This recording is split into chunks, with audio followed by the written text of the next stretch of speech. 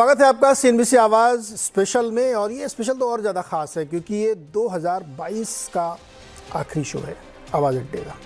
अब 2023 में हम लोग प्रवेश कर जाएंगे, तो जैसा हमारा वायदा है कि हर शुक्रवार को हम मार्केट पे ही सिर्फ बात करेंगे। तो पूरे साल हम लोगों ने बहुत सारे मार्केट की चर्चाएँ की, बहुत सारी चीज़ों को समझा, और सबसे अच्छी बात ये थी कि भारत का बाज़ार दुनिया में इतनी उथल पुथल के बावजूद हमारे जो सेंसेक्स और निफ्टी हैं इन्होंने आउट परफॉर्म किया, पॉजिटिव रिटर्न दिए हैं 4.5% ये एक बहुत ही अच्छी बात आप कह सकते हैं। इतनी चिंताएं, इतनी उठापटक और इतनी सब चीज़ों के बीच में, और इस बीच में दो बहुत कमाल की चीज़ें हुई हैं। एक कमाल की चीज़ ये हुई कि जो हमारे FIIs ने हैं उन्होंने पूरे साल में 2.25 लाख करोड़ की बिकवाली की। आप सोच के देखिए, 2.75 लाख करोड़ की बिकवाली की है। लेकिन DI पीछे नहीं थे, इन्होंने इतनी खरीदारी की, 2,74,432 करोड़ की खरीदारी की, यानी जवाबी हमला किया इनके ऊपर, और इसीलिए हमारे मार्केट में दिक्कत नहीं आई और हम लोग मजबूती के साथ खड़े रहे। एक और बहुत दिलचस्प फैक्टर आपको बताता हूँ। पूरे 2022 में 248 ट्रेडिंग सेशंस थे, जिसमें से 124 ट्रेडिंग सेशंस में निफ्टी ग्रीन में था और 124 सेशंस में रेड में था। ये कोइंसिडेंस ही है डेफिनेटली कि FI और DI लगभग बराबर और दिन भी लगभग बराबर, जहाँ पे ऊपर नीचे हुआ। तो इस तरह के रेजिलियंस, इस तरह की ताकत भारतीय बाज़ारों ने दिखाई है।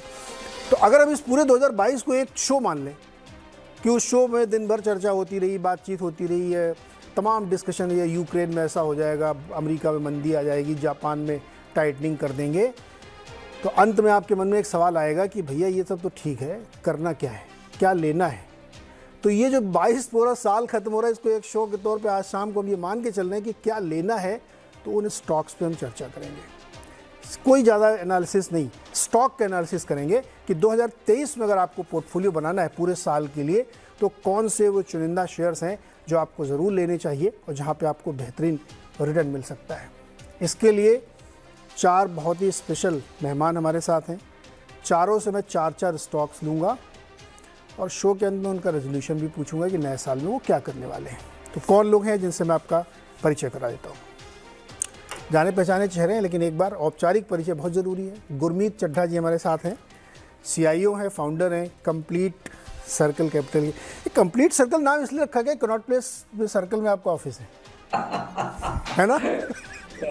नीरज जी, वो भी एक रीजन है। और जैसे हम क्या पूरा सर्कल कवर करना चाहते हैं जब क्लाइंट्स को सर्विसेज देते हैं, succession planning, investment planning, everything. Okay, बढ़िया, नहीं बहुत ही बढ़िया, कंप्लीट सर्कल कैपिटल। और इसके साथ हमारे साथ शरद अवस्थी जी हैं, जो हेड ऑफ रिसर्च है प्राइवेट क्लाइंट ग्रुप में SMIFS, कोलकाता से जोड़ते हैं। बहुत ही मीठा शहर है, और आज आपको शरद जी जो है बहुत ही मुस्कुराते हुए दिख रहे हैं। देखिए शरद जी, बहुत बहुत स्वागत है आपका इस खास शो में। साथ ही दिल्ली से एक और हमारे मेहमान हैं पंकज जैन जी, जो डायरेक्टर हैं SW कैपिटल के। और पंकज जी बहुत ही ज़बरदस्त स्टॉक पिकिंग करते हैं और बहुत सारी रिसर्च भी करवाते हैं लोगों से, तो उनसे बातचीत करेंगे। चौथे हमारे मेहमान हैं नवाबों के शहर लखनऊ से मानस जायसवाल। क्या ज़बरदस्त टेक्निकल एनालिसिस करते हैं। तो हमने सोचा कि फंडामेंटल एनालिसिस तो सब लोग करते हैं, उसमें टेक्निकल एनालिसिस के ज़रिए भी लंबे समय के लिए पोर्टफोलियो के लिए क्या ढूंढा जाए। जैसे लोग कहते हैं ना कि बहुत एनालिसिस कर लिया, लेकिन एंट्री पॉइंट तो के लिए तो मानस जी से जैसे टेक्निकल एनालिस्ट की मदद लेनी पड़ेगी। एंट्री कब करनी है, आज करनी है, परसों करनी है, तो उसके लिए आज मानस जायसवाल जी हमारी मदद करेंगे। 4 बेहतरीन पिक्स वो हमें बताएंगे इस मौके पर कि 2023 की पोर्टफोलियो अगर आपको बनानी है तो उसमें क्या क्या शामिल किया जाए। तो बिना देर किए हुए शुरू करते हैं। बीच बीच में हम लोग मस्ती करते रहेंगे। शरद जी, आपसे शुरू करें आज। तो हमने ये स्ट्रक्चर किया है कि 2 हिस्सों में हमारा इस शो रहेगा। तो 2 शेयर में पहले हिस्से में पूछूंगा और 2 ब्रेक के बाद वाले हिस्से में। तो जो 2 सबसे बढ़िया नायाब हीरे आपने चुने हैं, उसमें से बताइए पहला शेयर कौन सा होगा? पहला शेयर होगा गोदरेज प्रॉपर्टीज। रियल एस्टेट पे हमारा व्यू काफी बुलिश है, तो गोदरेज प्रॉपर्टीज को इसका फायदा होना चाहिए। और हमारा ये मानना है कि टॉप लाइन और बॉटम लाइन दोनों में काफी डिसेंट ग्रोथ रहनी चाहिए अगले 2 साल में। गोदरेज प्रॉपर्टीज चुनने का लॉजिक सिर्फ वैल्यूएशन कंफर्ट नहीं है, सबसे बड़ी लैंड बैंक है इनके पास, जिसका फायदा इनको आने वाले समय में मिलना चाहिए।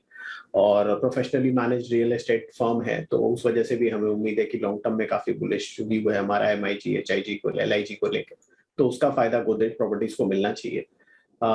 फॉरवर्ड नंबर्स के हिसाब से अगर FY24 के नंबर पे 40-45 के टाइम भी ट्रेड करता है तो हमारे हिसाब से 1500 के आसपास के लक्ष्य के हिसाब से गोदरेज प्रॉपर्टीज एक बेट है, 1 साल के लिए भी और उसके बियॉन्ड भी मुझे लगता है काफी बढ़िया प्रोस्पेक्ट्स रहने चाहिए। दूसरा स्टॉक होगा Voltas, consumer durable air conditioning company, largely diversify कर रहे हैं। हाँ जी, लोग कहते हैं कि रियल एस्टेट में जो है थोड़ा जेस्टेशन होता लंबा, जैसे आप पहले दिन जब खरीद लेते हैं तो आपको फिर वेट करना चाहिए थोड़े दिन तक, क्योंकि मकान की वैल्यू उस समय धीरे धीरे अप्रिशिएट होती है। लेकिन एक समय ऐसा आता है कि जब आप न सिर्फ अप्रिशिएशन लेते हैं, उसकी रेंटल यील्ड भी आती है। आप उसमें खुद रह रहे हैं तो आप उसको कैलकुलेट नहीं करते कई बार, लेकिन एक्चुअल में रिटर्न आपको वहाँ से जोड़ना चाहिए। तो इसी तरह से देखना चाहिए स्टॉक को भी कि भैया वो स्टॉक भी वैसे ही चलेगा। नहीं, मुझे लगता है उससे भी ज्यादा स्पीड में चलेगा। उस स्टॉक, ऐसे स्टॉक्स में तो यूजुअली आपको क्या, जो रियल एस्टेट आप खरीदते हैं वहां आपको होल्डिंग काफी टाइम की रखनी पड़ती है और एक 8-9 साल का जैसा साइकिल रहता है जिसमें रियल एस्टेट एक बूम में परफॉर्म करता है, उसके बाद typical supply demand scenario peak out करता है और उसके बाद आपको वापस से रिटर्न